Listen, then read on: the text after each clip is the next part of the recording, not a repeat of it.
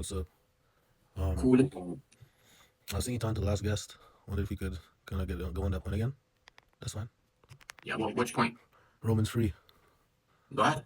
Yeah, you said you were telling him that Paul was lying here, and Paul's saying that he's lying to win people Yep. over. I Yep. don't think that's what the text is saying at all contextually. Okay.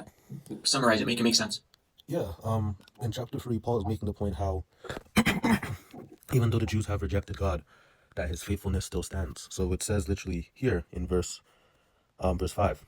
But if our unrighteousness highlights God's righteousness, what are we to say? And then he says, I am using a human argument. Is God unrighteous to inflict wrath? That's what you had him read. Then in verse 6, he says, absolutely not. Otherwise, how will God judge the world? So he's making arguments, and he's countering those arguments. Then he says in verse 7, but if by my lie God's truth abounds to his glory, why am I also still being judged a sinner? That's what you were reading with him, right? And then verse 8 says, and why not say, just as some people slander us, we claim we say, let us do what is evil so that good may come. But then it says, their condemnation is deserved. The point of what Paul's saying here is when Paul said, if by my lie God's truth abounds, he's not saying he's lying. He's presenting an argument as if he's someone who's trying to say that their unfaithfulness is good because it glorifies God. And he's saying, no, this is not the case. That's why he says, if by my lie God's truth abounds to his glory, why am I still being judged as a sinner? And then he says, their condemnation is deserved. He's making the point that these are people, he's presenting their case as if there are people saying that their unfaithfulness is a good thing because it presents God's glory somehow. But he's saying, no, even if you're unfaithful, God's glory will still show. But that means that you should be faithful because God has already made this promise. He's making a counterpoint. He's not saying that he is lying. The truth, he's not even talking about himself here. So you agree that lying to win people over, right, is a bad thing? Yeah, if you lie about your message, if you lie about your intentions to win people over to any truth or doctrine, it's wrong. It's disingenuous. Okay, beautiful. Go to 2 Corinthians 12:16. Let me read verse 15 for context. I'll more gladly spend and be spent for you. If I love you more, am I to be loved less?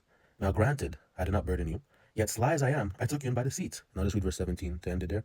Did I take advantage of you by any of those I sent you? Then he says it there. Yeah. So he caught them by what? He says I took you in by deceit. Took who in? Down to the Corinthian church. So how did he take in the Corinthian church? He's making a point here. He's not actually saying he's lying to them. He's making a point. You know the Bible, right? What's the point? Yeah, let me read the context here. Look, I'm ready to come to you this third time. I will not burden you, since I'm seeking what is yours, but you. What is yours, but you. For children ought to not save up for their parents, but parents for their children. Then he reads that, if I love you more, I might be loved less. Now granted, I not burden you, yet sly as I am, I took you in by deceit. Did I take advantage of you by any dose of sent? I urged Titus to go, and I sent a brother with him. Titus didn't take advantage of you, did he? Didn't we walk in the same spirit and the same footsteps? So he's making the point here that he's not deceiving them, he's not taking them in any false way, but he's been honest and truthful to them. That's why he's making a point. That's the point of the text. So saying I caught you by trickery, I caught you by deceit is actually saying I didn't take you by deceit. You know what hyperbole is? Rhetoric. We see these things all over the Bible, bro. Oh, brother. You see these things all over the Bible, bro.